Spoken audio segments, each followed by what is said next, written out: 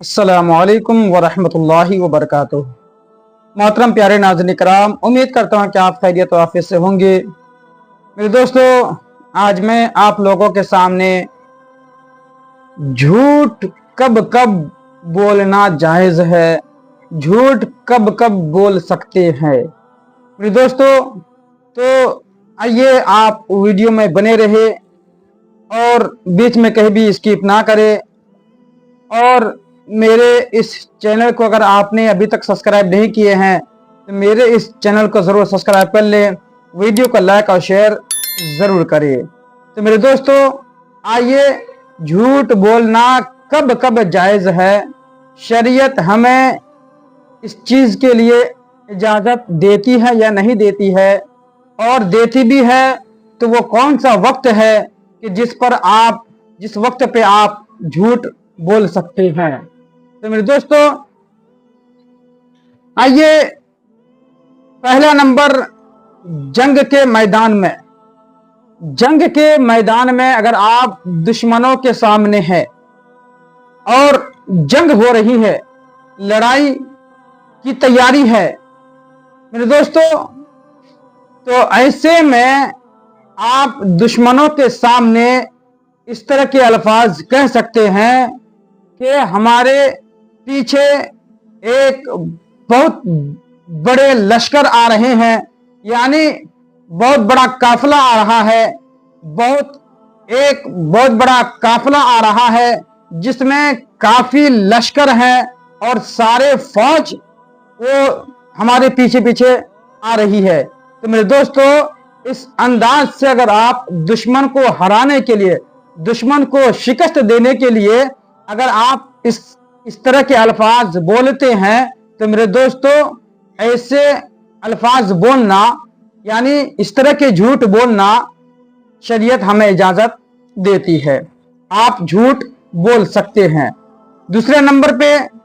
जब जालिम किसी पर जुल्म करना चाहता हो, उसके जुल्म से अगर कोई जालिम किसी पर हमला करना चाहता है और आप उसको बचाना चाहते हैं, तो मेरे दोस्तों, अगर उनको आपने पनाह दिया, उनको आपने देखा, तो देखने पर या फिर पनाह देने पर उनकी जान बचाने के लिए आपने ऐसा किया, और उसके पीछे जो जालिम लगे हुए हैं उस पर जुल्म करने के लिए, उसको मारने के लिए, तो वो जालिम अगर आए और आपसे पूछे क्या आपने फला शख्स को देखा है, तो ऐसे वक्त पर आप झूठ बोल सकते हैं। झूठ बोलना ऐसे वक्त में जायज है और उनकी जान बचाने के लिए, भले आपने ही क्यों ना पनाह दिए हो, तो मेरे दोस्तों, तो उनकी जान बचाने के लिए आपने गोया झूठ बोला और आपने ये कहा कि नहीं, हमने नहीं देखा, हमको नहीं पता, तो ऐसे वक्त पर आपका झूठ बोलना क्या है, जायज है, आप झूठ बोल सकते हैं, शरीयत हमें इस चीज की इजाजत देती है। और तीसरे नंबर पर, अगर किसी की अमानत आपके पास है, अगर किसी की अमानत अगर किसी की कोई चीज आपके पास है और आपको मालूम है कि ये फला शख्स की ये चीज है और ये फला शख्स है पूछने आए, और आपको मालूम है कि अगर मैं बता दूं तो वो चीज वो मुझसे लेकर चले जाएंगे और वो चीज को हजम कर देंगे, तो मेरे दोस्तों, तो ऐसे में किसी की अमानत अगर आपके पास रखी हुई है और अगर कोई आपसे पूछे कि फला शख्स की कोई चीज आपके पास है, तो मेरे दोस्तों, आप ऐसे वक्त पर जो है इनकार कर दें। अगर आपको मालूम है कि ये चीज अगर ये बात मैं बोलूं तो इस चीज को ये हजम कर डालेंगे, यानी खत्म कर डालेंगे, तो मेरे दोस्तों, तो ऐसे वक्त पर आप झूठ बोल सकते हैं, झूठ बोलना जायज है। और चौथे नंबर पर, जब कोई इंसान छुपकर गुनाह छुप कर गुनाह करता हो, छुप कर गुनाह किया हो। मेरे दोस्त, अगर कोई शख्स जो है एलानिया गुनाह नहीं बल्कि छुप कर तने तनहा छुप कर गुनाह किया है, और अगर कोई इंसान अगर उससे पूछे कि आपने